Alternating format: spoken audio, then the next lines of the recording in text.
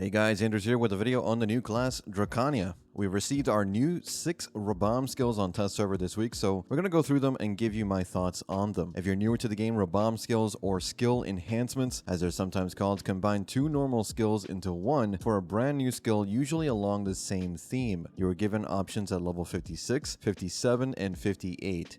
At each level, you can choose one of 2 new skills as long as you have the preceding skills leveled enough to unlock them. These new skills can be used from the hotbar or in the case of your level 56 and 57 Rabams through key inputs. The first 2 skills at level 56 are medium cooldown skills that have floating CC, no protection, and deal the same amount of base damage. The only difference is that skill A, as I'll call it since we don't really have the English translations right now, but skill A uses mana and recovers HP, while skill B uses no mana and instead recovers mana. The animations are different as well, but I ended up actually liking skill B despite the lower damage potential, being that it's not actually 100% crit like skill A, but it flows really well into my PvE combo, so I can just use it before skewer for some extra damage and mana recovery. In PvP, both are good options if you're looking for a floating CC extension to get around knockdown resistance builds. The next 2 skills at level 57 are long cooldown skills that have some form of protection, at least partially, and are primarily movement skills. 300 stamina cost is not terrible, but of the 2 skills, I would honestly only choose skill B. Skill A has a very long charge up that you can hold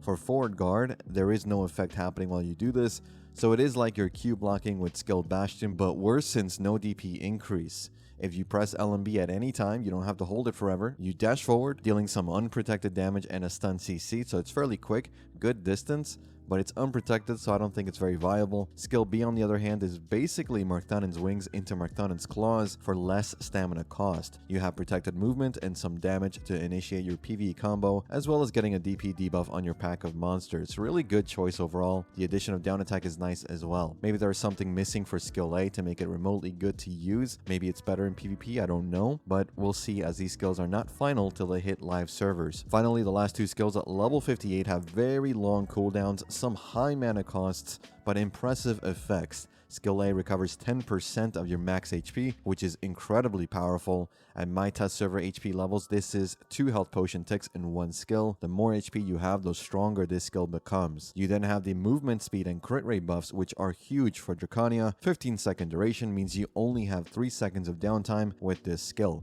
Not only does it help us in our grind, but this affects allies as well, so they too get the movement and crit rate buffs. I don't even need to look at skill B to know skill A is a must pick for me, but at least let's take a look at skill B anyway. It's fairly quick casting skill that has protection. That's good. Okay damage, and some very good debuffs. 20% slows, making it the only slows in the entire succession kit by far. Very good choice in PvP. However, my only issue with the skill is the super armor can sometimes get you killed if you're trying to use this in a group of enemies. It is still fairly quick though. It will be strong in duels as well against non-grab classes to help slow them down if you land that slow. But outside of that skill A, it's just too strong to pass up, I think, at least for PvE. That's Drakania's Rabams in a nutshell. I'm sad to see we didn't actually get a taunt or a large AoE low cooldown skill for pulling monsters. I prefer something like the one on Lawn Succession and Lawn Awakening, but you know, you can't have everything. The heal Rabam does not act like a taunt. I checked, but as far as Rabams go, these are not bad. I can find use for at least each one of them, which is more than I can say for the average class and their Rabams. As far as other changes we've seen to Drakania, her Ceaseless Vengeance passive now creates items that don't expire and let you stack them so you can have church buffs ready to go whenever you need them. It's really nice. It's still, however, character bound. You still can't use it for other classes. Drakania's 200% has also changed. It now deals 24% more damage in both PvE and PvP. That is an enormous amount of damage increase. It also has an animation change,